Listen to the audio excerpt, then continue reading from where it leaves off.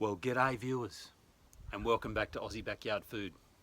Today, I'm here to give you an update on just how we're going controlling that chicken killing fox that's brought so much grief to our backyard.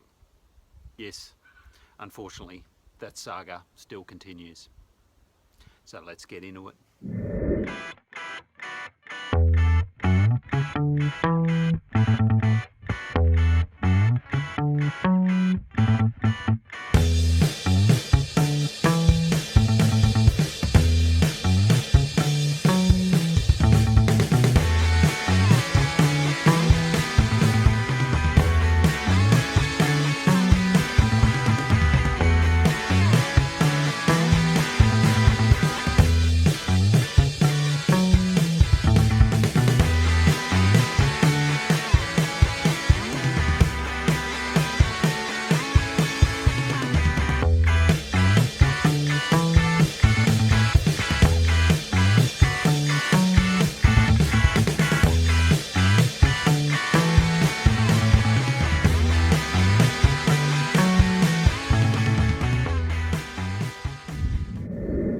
I mentioned in a previous episode that this is not our first run-in with a fox. We had a run-in a few years ago with the kids' pet rabbits, and we lost a rabbit to the fox, and we were able to protect that remaining rabbit until that rabbit was fortunate enough to die of old age.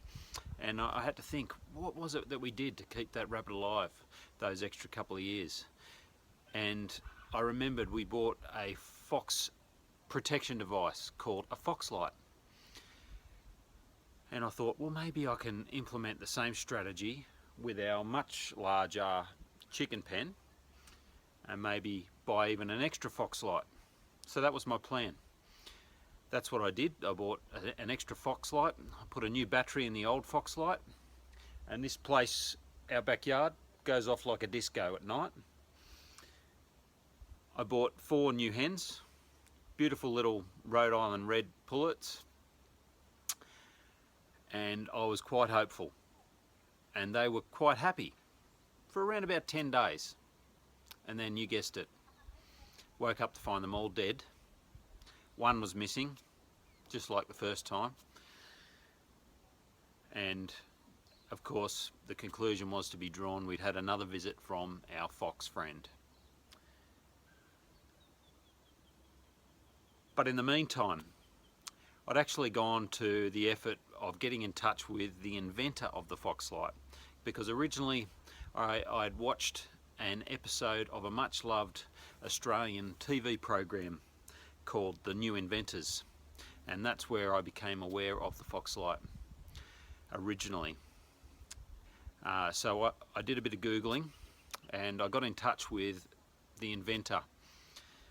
His name is Ian Whalan, and he's a lovely bloke. He had a good old chinwag with me on the phone, and I was quite impressed to see how forward he was in explaining the limitations of his invention. He wasn't there just to sell me fox lights and saying, you know, that they're the be-all and end-all of fox deterrent. So I asked Ian, would he please come and have a look at my setup. So he's due next week. Even though he's now become aware of the fact that we've lost our chooks, he remains undeterred, and he's still keen to do an interview, have a look at our setup, and perhaps give me a few tips. I also made a few investigations regarding how I might properly trap this fox, and I was pleasantly surprised to find fox traps available for as little as $135 on eBay. So that's what we have back here. Hopefully it's the goods. $135. What do you get? Hopefully not what you pay for. Hopefully this is an exception to that rule. But it's bloody heavy, so that's something, isn't it? Let's have a look.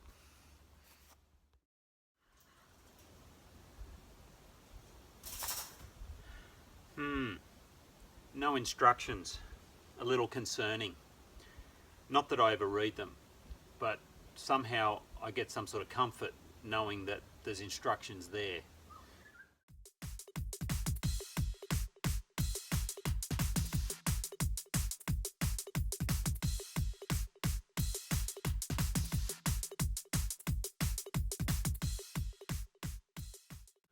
All right, we're in business.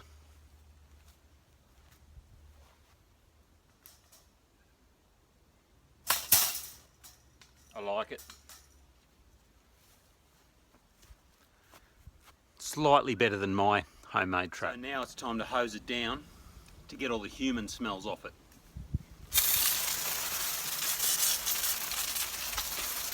So now we're going to line the bottom of the trap with soil. I think that'll be a much more conducive surface to attract that fox in than it would be to have a mesh base.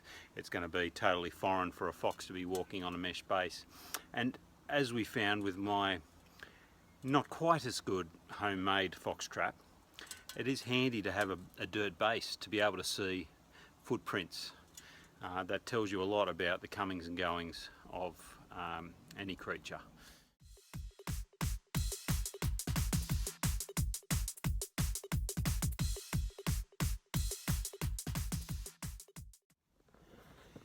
Okay, set up and just about ready to go.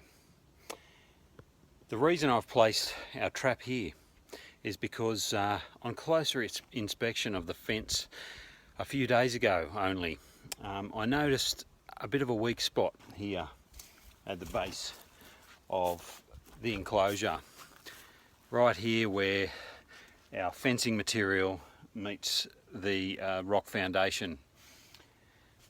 And this used to be fully enclosed with knotweed, so it wasn't even visible other than from the other side, and even then there wasn't much visible. You know, as you can see, I encourage passion fruit and chocos to grow all over this side, and we get plenty of fruit off it. I wouldn't have it any other way, but unfortunately it does make it a little less visible. So I've put some old roof sheet in here to reinforce that. So yeah, just in case this was the spot the fox was getting in, I figure you couldn't have a better place to set your trap. So here you can see it's all now dirt lined. A little bit of dirt on the trigger plate. It'd be a shame if the fox was to balk at the trigger plate just because that was bare steel. So just a fine covering of dirt, making sure we didn't get any dirt under the trigger plate for obvious reasons. And now all that is left is to bait it. We seemed to have reasonable success last time with the sardines, so I'm going to give that another shot. This time I'm just going to drill holes in the tin so that the rats can't make off with it, and just hopefully allow that aroma to escape. And yeah, wearing gloves, as was given a tip by one of my loyal viewers, that you want to try and keep all human scent off any of the bits that you intend to use to catch a fox with.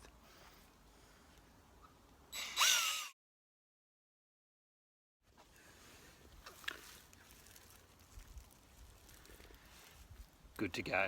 Well, today I'd like to welcome third generation sheep farmer and inventor of Foxlight, Ian Whalan, along. Thanks for coming along, Ian. My pleasure indeed. Ian, I wanted to ask you a bit about your motivation for inventing this Foxlight. Well, basically the invention all came out of sheer laziness.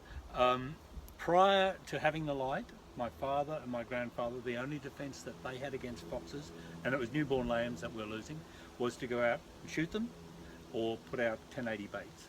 Now, which everybody in the area did religiously each year. And I was lying in bed one cold, snowy night, thinking to myself, well, my ewes are out there having lambs, I should be out there with the gun trying to shoot these foxes.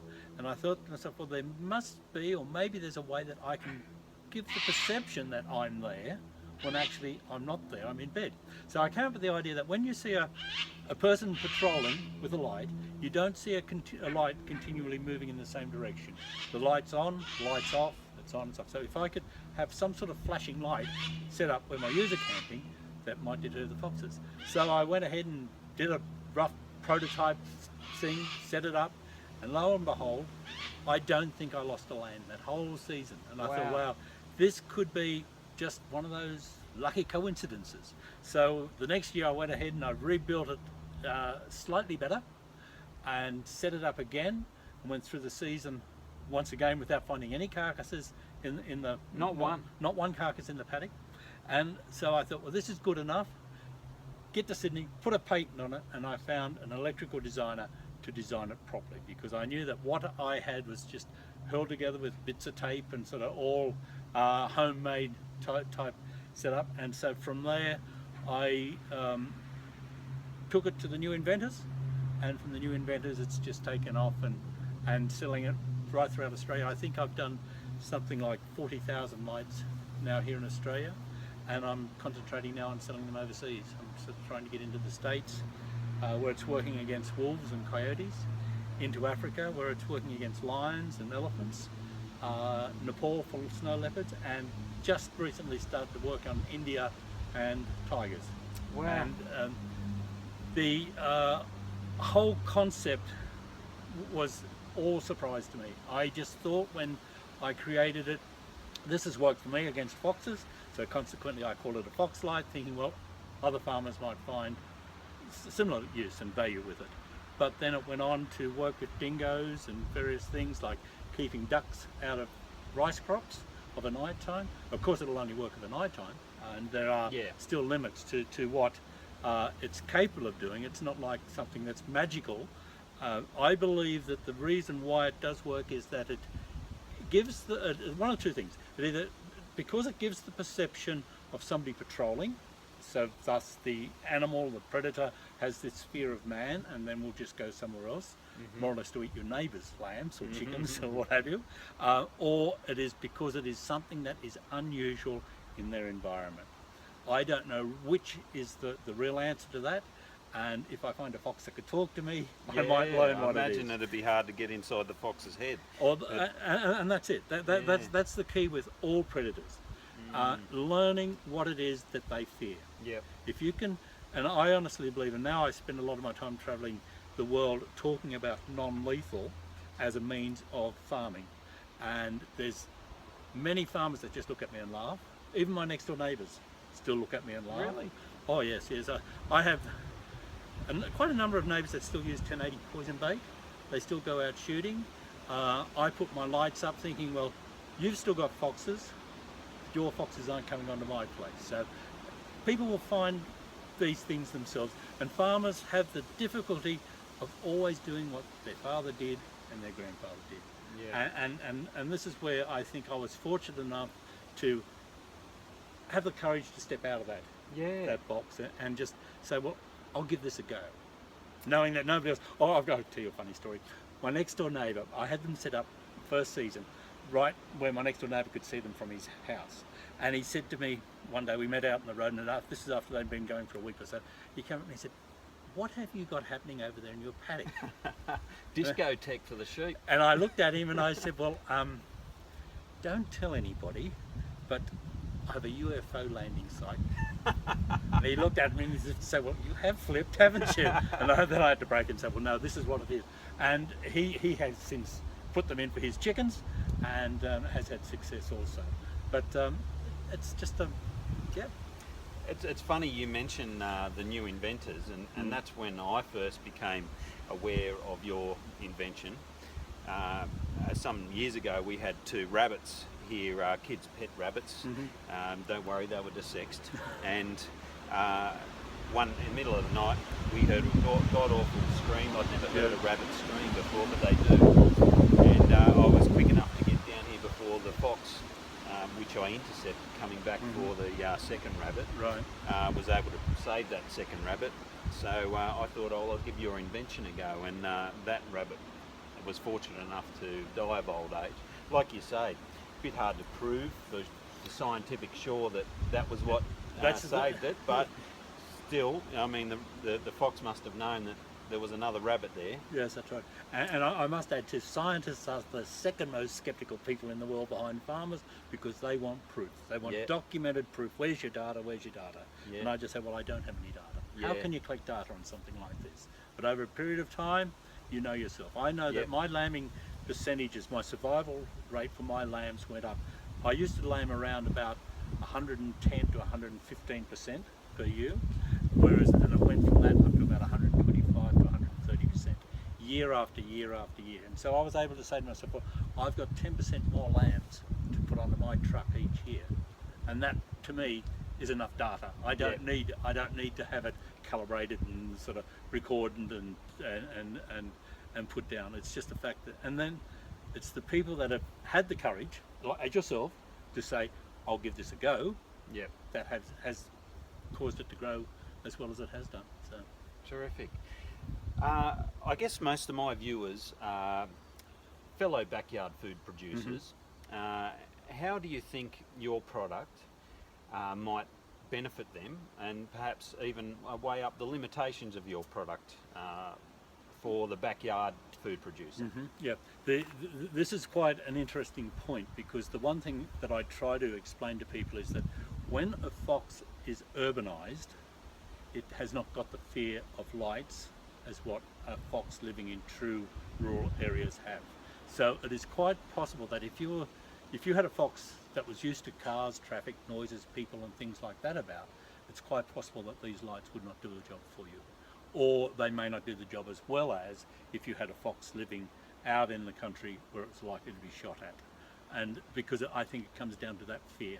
And so if that makes sense. if they're able to overcome the fear of you, then the light may not work. Yeah. But then I do have people say to me, yes, well, you are not so far yourself, even though you've got park out this side, you're not so far from urban that way.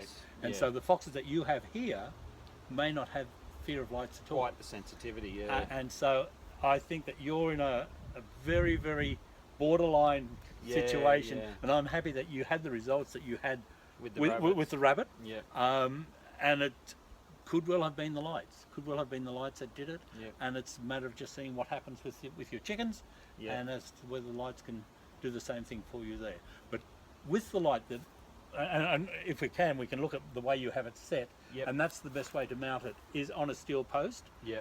You have it fastened to your wooden post, but the reason why I designed it to go on the steel post was so that you could then relocate it if you wanted to.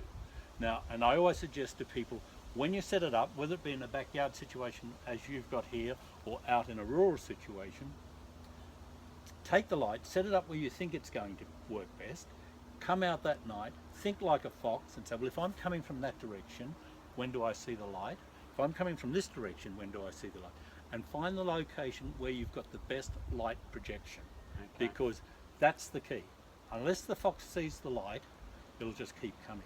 So for example, when you've got, say, one light here now, and you've got the shed there, now it's shaded all out the other side of the shed, so the fox can come right up to the edge of your fence there before it sees the light. But I noticed that you've done the right thing and put a light out on your far corner, which I then do have covers a second that side. one. Yeah, I don't know if the viewers can see that from there. We might take them around. I might walk you through our chook pen, Ian, and you can perhaps even, from a farmer's perspective, give me a bit of feedback on what you think of my chook shed. Right, well, I think you've got a good height with your fence. The only danger that you might have is, what have you got underground? Now, with my view on building a good chook house is to have a fence, something like that, 6 foot high, but then have a good 18 inches or something like that of wire fastened firmly to that, back underground, because if a fox or anything should come along to dig, he'll come to your upright fence, start digging there in that corner. But then if he scratches down and all he's going to get is further wire, then he hasn't got enough brains then to go back and tunnel under. Come under. If he was coming from the other side, he may do that because he's able to just follow through underneath the fence. And this is a difficulty that I have with wombats, and that's quite there's nothing like wombats for digging, believe me. But as far as foxes are a lot easier to stop than wombats. I like the fact that you've got a lot of ground cover, and it's not just bare dirt that your chooks are on, because cover like this, chooks just absolutely love to get into, as you would know. That's it. It's one giant compost bin, mate. That's how I treat it. All the prunings go in here, and eventually it all breaks down. And if you were to dig this up with a shovel right now, you'd find it full of grubs, full of worms, and it acts like a giant sponge when it rains. That's right. So you see it soak out, and then it'll hit every layer of the garden after that with the nutrients. Will benefit the orchard, benefit the veggie garden. Down the hill. So here I found, on closer inspection, found a bit of a hole dug at the base. So you put that The roof sheet. in since, have you? Yes. Right. So that's been roof screwed to the outside of those posts there. And if we go around to the other side, see the challenge I had trying to get any further wire mesh down in behind the rocks there. That's right. But because you've got rocks in front of it, it's well and truly secure, because the fox can't get under that. Physically get the space under it. And the same up here where you've got the bricks there. I'd be fully satisfied with that. Okay. Wombat maybe not. Okay. But fox 100%. Yeah. Be satisfied. But and in your case here, you wouldn't be able to put netting out, as No. I talked about earlier, because of your stone situation. Yeah. But no, I think you've got that. Right. I'd be satisfied with that. Look, I think I'm feeling confident enough to go out and get some more chooks, people, after getting Ian's tick of approval. Well, I'm no expert. I won't hold you to it. I've done a fence or two in my life, but I'm no expert on them. Oh, look, I might, instead of getting 4 this time, I might just get 2. Right. Well, that's one way to start, I suppose, and just see how they go, and you can always add as they grow. And we'll keep the trap set up as well, so hopefully if there is a fox come back, he'll be more inclined to try the trap out. Well, that's something that's a good idea, and you've got the trap set well here, because if that's where the fox actually went in, that's where the fox is going to return. Yeah. They tend to, and people say to me after they've had foxes come in, and a fox will come and they'll kill every chicken you've got. It did, yeah. Take one away. Yeah, it did. Now, what they will then do is come back the next night for the next one, and the next night for the next one. Yes. And that's the way that's the way they work. So in your case, to have the trap set here like that and your fence re-secured, if he should come back, then you've got a good chance you may get him. But, you know, that is exactly why I think the second incident was a different animal. Yeah. The first time, that is exactly what happened to the letter. You know, there was all the remaining chooks were either had a significant neck damage or their head removed. The second time, and I should say, the ensuing 3 nights, the fox came back. I know because I was there manning my bow and by the spotlight, and I saw him, and my viewers will attest to the fact that I got footage of him. But it wasn't the case the second time round. There was no return visit from whatever predator it was. So yeah. Well, in that case, it's hard to say. It could have been. Quite often, foxes get blamed for something that a domestic dog will do. Yeah. Your neighbour's dog. Yeah. Something like that, or even a feral cat. Once again, a fox will get blamed for that. So, we do have a feral cat that dominates this area and is a regular visitor to hunt in our garden. Unfortunately, And a feral cat would go over your fence quite easy. Yep. Whereas a fox wouldn't. What can you do about that? Yeah, that's right. Yeah. Well, the only other way is to put a net wire right through the top, which would be a huge job. Yeah. And if you've only got 2 chickens, it's it's a lot of outlay for just your 2 chickens. Yeah. But it's hard to always, and I'm no real fox expert. I have no super knowledge of foxes other than just my farming life. But I do know that what they do when they come into a chicken hen house is different to what a cat will do. Yep. Foxes will come and they'll kill everything they can. And I think that I don't think a domestic dog will do that. Okay. To my knowledge, when we've had dogs take chickens on my farm, they've virtually just come in and they've taken the one. Okay. And if it was one of my own dogs, they wouldn't even take it away. They would just kill it. Yeah, right. And feed on it a bit there, Yeah, and let play it with it, and yeah. play with it, which can also be a pain, because Yeah. then you've got to train your domestic dog, your own dog, not to kill your chickens. And Once it's had the taste. Yeah. quite often I've had people say to me that, oh, fox came and took my chickens, but in actual fact it was their own dog. Yep. And particularly pups, as Yeah. they're growing up, they get to that teenage age, they will want to go out, play with things. Oh, here's a chicken just running around, it's nice and cuddly and furry, I'm a bit bigger than it, Yeah. let's go play. Yeah. And what turns out starting as play becomes life-threatening for the Yeah. chicken. And that's something else that people have got to watch for. Yeah. If they have got dogs, they've got to be able to train their dogs not to eat their chickens. It's funny you say that, talking about various different predators and how the usual suspect often gets the blame. We've had a grey goshawk take a couple of chooks over the years that we've kept chooks here, and I don't actually have a problem with that, you know, because I feel like we're on the grey goshawk's turf, you know. Yep. And that's why I've put the CDs hanging out of the tree as maybe some sort of a deterrent for that. That's my own deterrent. There you go. I'll have to come up with a name for that. The grey goshawk disc. Yes, perhaps. that's right. Yes, something like that. Sounds good. Yeah. Oh, if you get a recording of some politician talking, that'd work even better. Because the other thing that I say to people that you can use, which doesn't always fit in if you're close to neighbours, is a radio. The noise of radio, and I know for a fact the best sound to have is politicians. If you can get playback of Parliament time, it works 10 times better than any music you might be playing. It certainly works for me. Oh, well, there you go. See, it would work with any sort of predator then. Okay. Yeah, but it's the same thing. Like when I talk about my lights, I also like to say that my lights are not the magic bullet that some people would like them to be. I also say that my lights should be put with whatever other deterrent you can have, whether it be something that is sound made, something like your discs, because my lights are doing nothing in the daytime, absolutely nothing whatsoever. So if at dusk or at dawn a fox should come to visit, my light's gone out because the sun's coming up, then you're in the same situation as if you had no light at all. And deterrents around the world, and I say to people whenever I go around the world, and I've got to tell you my favourite deterrent, and it is with elephants in Africa. Okay. Elephants have got an enormous fear of bees.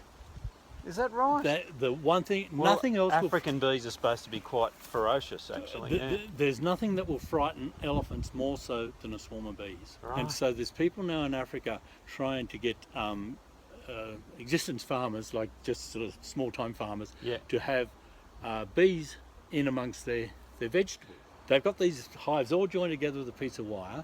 An elephant needs to come in, just touch one of them, and of course the vibration will just send the bees all out flying, and you won't see elephants for days after. Yeah. And you get a bit of honey out of it maybe as well. And that's what they're trying to do also, and they're actually marketing this honey from this one project that I've seen as elephant honey. Because the bees are there to deter the elephants, and the honey is a side product of it. Ian, I'd just like to say thank you for coming out today and sharing with us your insights. It's really fantastic, and it's really nice to meet you. Here, have a jar of our homegrown honey. Well, I've got to say this. I didn't come expecting to find something so wonderful. There is nothing that tastes better than pure honey. What you buy from the shop is just not the real thing. I was happy to come just to talk about my lights. I'm going home now with some golden magic, and thank you too. A man after my own heart. Yes, thank you very much for that. Oh, and I must say that if you wish, you can tell your viewers to go to my website. Yes, for sure.